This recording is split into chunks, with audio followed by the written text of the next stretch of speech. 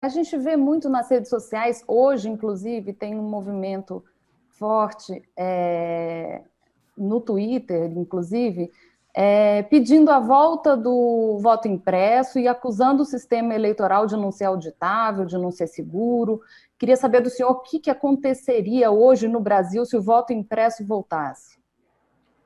Olha, esse movimento, respeitando a posição de todos, mas é que tem gente que tem horror de coisa que dá certo no Brasil. E se tem uma coisa que dá certo no Brasil, é o nosso sistema de apuração eleitoral. Desde 1998, ele está aí sem que jamais se tenha documentado um episódio de fraude. O sistema eleitoral brasileiro, ele é auditável do primeiro ao último passo. E eu mesmo estou, nesse momento, elaborando pessoalmente uma campanha de transparência para mostrar cada passo e como ele é auditável. Tudo começa com a elaboração do programa, que vai ser inserido nas urnas junto com os dados. Os dados vão ser o nome dos eleitores e o nome dos candidatos. Assim que esse programa é elaborado, cada eleição, ele é submetido a um teste público de segurança. O TSE chama os partidos, a sociedade civil, os hackers, para tentarem violar o programa, que tem 30 camadas de proteção, nunca conseguiram, mas há vulnerabilidades que a gente vai aprimorando. Depois desse teste público de segurança, o programa é finalizado, e aí ele é exibido e todos os partidos políticos, a Ordem dos Advogados do Brasil, o Ministério Público examinam e assinam o programa, que em seguida é lacrado. O lacrado é um processo técnico pelo qual o programa não pode girar se ele for de alguma forma violado ou vulnerado. Esse programa é inserido nas urnas eletrônicas em todo o Brasil, com conferência das assinaturas, portanto, não tem risco de fraude. As urnas não estão em rede, elas não são hackeáveis. No dia das eleições, novo momento de auditagem, a urna imprime um boletim chamado de zerésima para demonstrar que não há nenhum voto dentro dela. Ao final das eleições, ela imprime o boletim da urna, que é a votação de todos os candidatos obtidos naquela urna.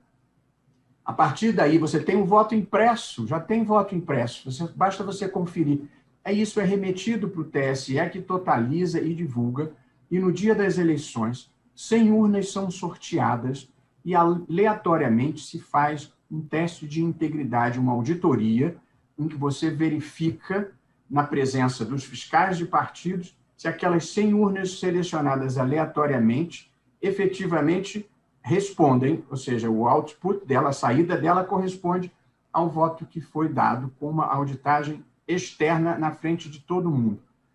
E esse sistema, Carolina, vigora desde a reeleição do presidente Fernando Henrique, foi nesse sistema. Depois, o presidente Lula foi eleito 2 vezes, a presidente Dilma foi eleita 2 vezes e o presidente Bolsonaro foi eleito com 58 milhões de votos. Alguém acha que o resultado das urnas não expressou a vontade popular? O que o voto impresso vai fazer? O voto impresso vai fazer com que, como aconteceu nos Estados Unidos, o presidente Trump propôs 50 ações judiciais. Ele não ganhou nenhuma. Nenhum juiz se dispôs a dar uma decisão favorável. Primeiro, eu morro de medo que no Brasil acontecesse algo assim, porque dos 50, alguns dariam. Aí você pede recontagem, e aí você vai procurar algum tipo de inconsistência, vai contratar os melhores advogados do país para procurar achar uma nulidade e vai judicializar o resultado das eleições. Tudo o que o Brasil não precisa hoje é judicializar também o resultado das eleições. Essa vai ser, acredite em mim, a consequência do voto impresso. Quem perder vai pedir conferência. E o eleitor mal intencionado que for votar vai dizer, olha, eu votei aqui, mas não saiu o que eu digitei, eu quero ver o voto impresso. E aí você quebra o sigilo.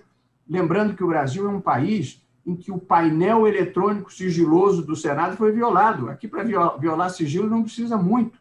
Portanto, há risco também para o sigilo.